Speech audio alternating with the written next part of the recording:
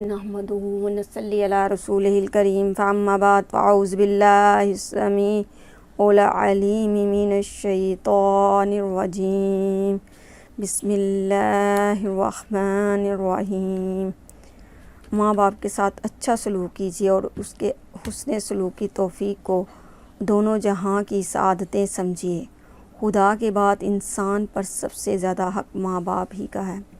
ماں باپ کے حق کی اہمیت اور عظمت کا اندازہ آپ قرآن مجید پڑھیے اور وہاں آپ کو جگہ جگہ ماں باپ کے حق کو خدا کے حق کے ساتھ اللہ تعالیٰ نے بیان کیا ہے۔ خدا کی شکر گزاری کیجیے اور یہ بھی دیکھ لیجیے کہ اللہ تعالیٰ نے آپ کو اتنی بڑی نعمت ماں اور باپ وہ عطا کیے ہیں۔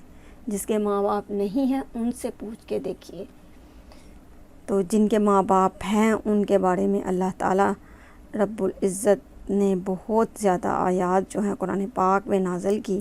ان میں سے ایک یہ بھی ہے وَقَضَىٰ رَبُّكَ أَلَّا تَعْبُدُوا إِلَّا إِيَّاهُ وَبِالْوَالِدَيْنِ إِحْسَانًا۔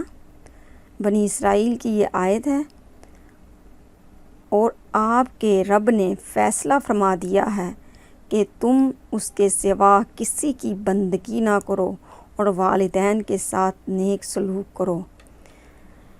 یعنی کہ ہر حال میں چاہے وہ ماں ضعیف ہوں یا جوان ہوں، ضعیف کا تو زیادہ بن جاتا ہے کہ اس کی فرما برداری کی جائے، اس کی خدمت کی جائے اور اس کے ساتھ حسن سلوک کا بار بار قرآن پاک میں آیا ہے کہ ایک ہے یا دونوں ہیں۔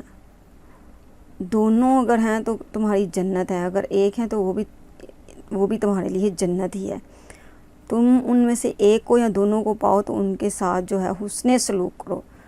اور اس کے ساتھ یہاں تک کہا کہ تم ان کو اف تک نہ کہو، تو اف تو بہت چھوٹا لفظ ہے جو اکثر نکل جاتا ہے بچوں کے منہ سے، اور اس سے گریز کرنا چاہیے۔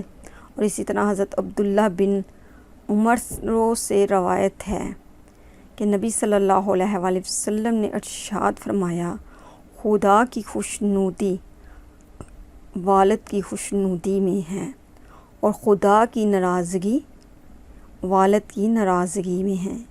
یہ حدیث ترمذی اور ابن حبان اور حاکم میں آئی ہے۔ اور اسی طرح ایک جگہ پیارے نبی صلی اللہ علیہ وآلہ وسلم نے فرمایا، باپ تمہارے جنت کا دروازہ ہے۔ اور یہ بھی کہا، یعنی اگر کوئی اپنے خدا کو خوش رکھنا چاہے تو وہ اپنے والد کو خوش رکھے، اور اگر دیکھے کہ اگر اس کا والد خوش ہے تو اللہ بھی خوش ہے، اور اگر والد ناراض ہے تو پھر اللہ بھی ناراض ہے۔ یہ ایک پیمانہ بتا دیا پیارے نبی صلی اللہ علیہ وآلہ وسلم نے۔ حضرت عبداللہ ہی کا بیان ہے کہ ایک آدمی اپنے ماں باپ کو روتا ہوا چھوڑ کر نبی صلی اللہ علیہ وآلہ وسلم کی خدمت میں حاضر ہوا اور کہنے لگا، پیارے نبی صلی اللہ علیہ وآلہ وسلم، میں حاضر ہوا ہوں آپ کے پاس کہ میں ہجرت پر بیعت کرنے کے لیے۔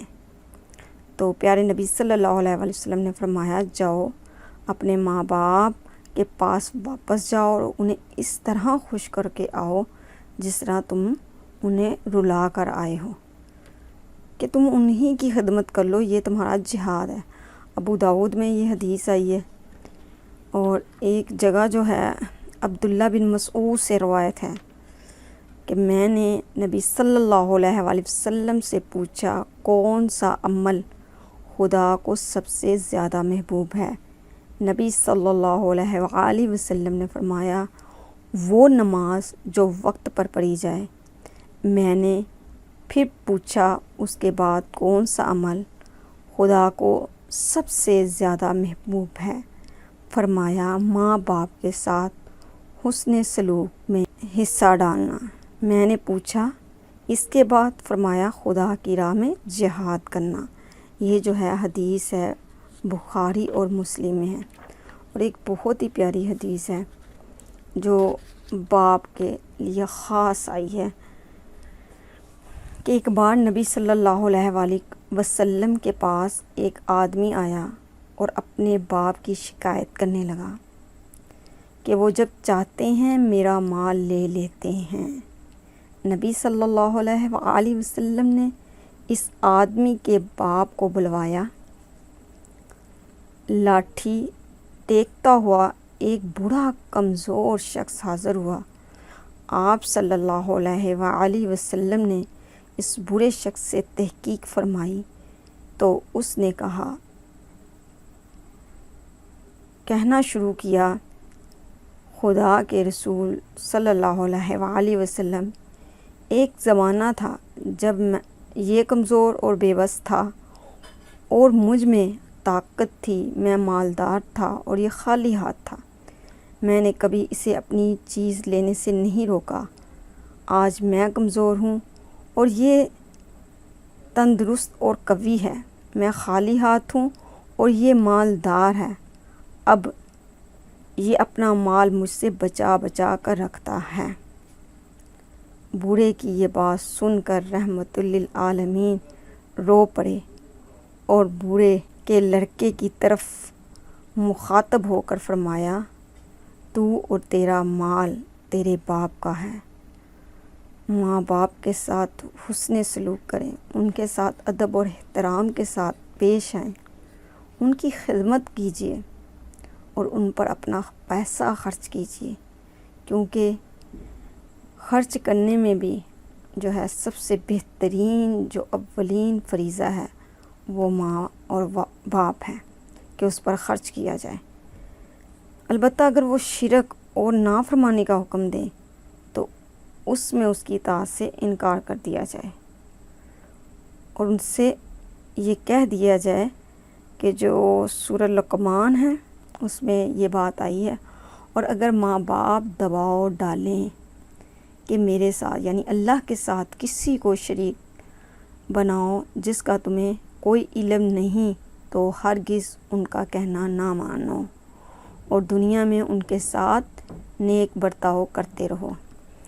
اب مغربی ممالک نے ایسے کبھی فادر ڈے اور کبھی مدر ڈے بنا دیا اور کبھی ٹیچر ڈے، حالانکہ میرے پیارے نبی صلی اللہ علیہ وآلہ وسلم کی تعلیم کا خلاصہ یہی ہے کہ دن ہے یا رات ہے،